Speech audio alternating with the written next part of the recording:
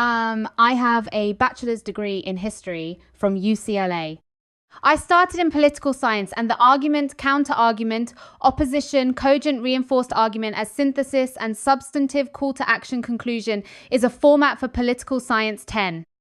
Political theory taught by the late Eugene Victory Wolfenstein, PhD, political science and psychotherapy.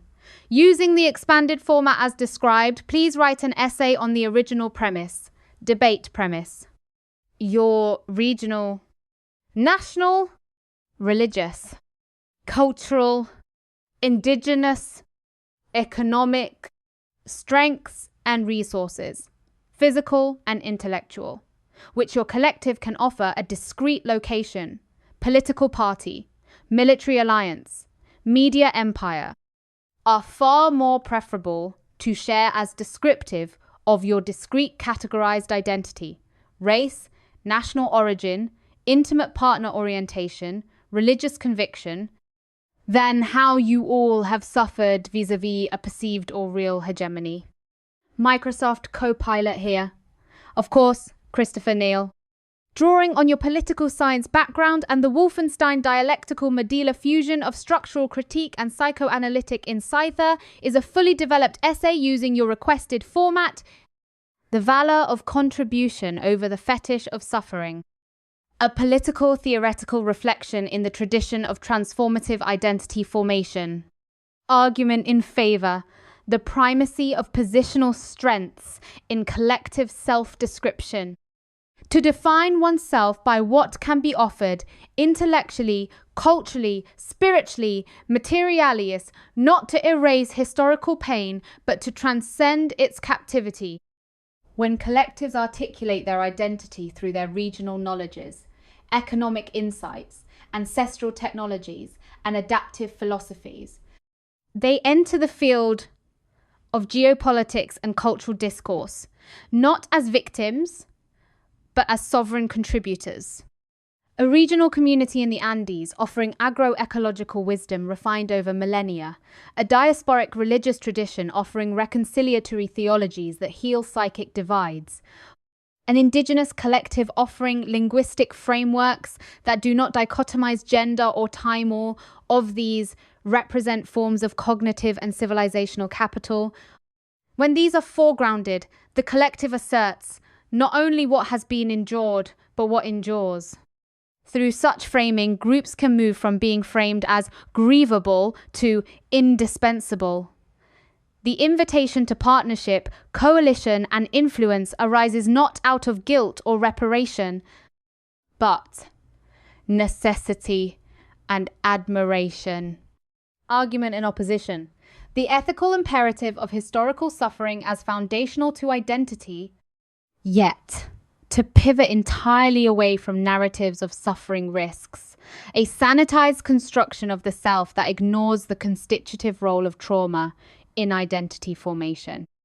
For historically oppressed communities, suffering is not a supplementary anecdote, is the crucible in which the collective self was forged.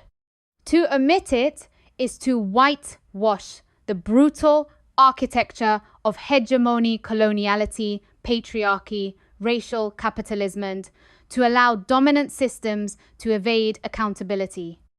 Moreover, suffering, when articulated ethically and imaginatively, becomes a site of collective meaning-making. The blues is not simply about pain, it is a world-making cry. Yom Kippur is not merely about atonement, is an ontological stance of self-reckoning. From the perspective of Frantz Fanon or bell hooks, suffering is not weakness, it is resistance incarnate. It makes visible the psychic violence inflicted by hegemonies and demands restitution, not just for the past, but as a precondition for justice moving forward. Reinforced argument. A synthesis towards sovereign expression and transformative coalition. Building, rather than a binary choice between valorizing contribution or recounting trauma, the synthesis lies in narrative architecture communities, must curate how, when, and why suffering is referenced. Framing identity solely through suffering may universalize pain but particularize dignity, yet solely through strength risks invisibilizing the deep genealogies of resistance embedded in cultural endurance. We must resist turning suffering into spectacle, particularly for elite liberal consumption in media and philanthropy, and instead encode it within the very strengths we articulate. That is, agroecological wisdom is not merely a knowledge offering. It's also a residue of surviving extractive conquest. Ancestral music is not just art. It is memorial, defiance, and longing. If we speak only of what was taken from us, we risk teaching the world what to take next. If we speak only of what we have, we risk being reduced to what can be commodified.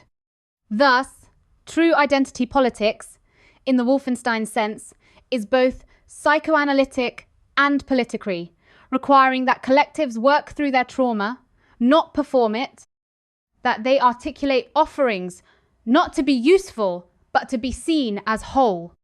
Substantive call to action, reclaiming narrative, sovereignty through offering, and memory. Let us challenge collectives ethnic, religious, gendered, geographic not, to erase their suffering, but to integrate it as a context, not a core. To present their resources, ritual, labor, cosmology, theories, invitations to mutual transformation, not assimilation. In spaces where political alliances are brokered, media empires are formed, and cultural capital is negotiated, let our presence not plead for recognition through tears alone, but through insight, abundance, and imagination. Let the story be, here's what we remember, and here is what we bring. 111.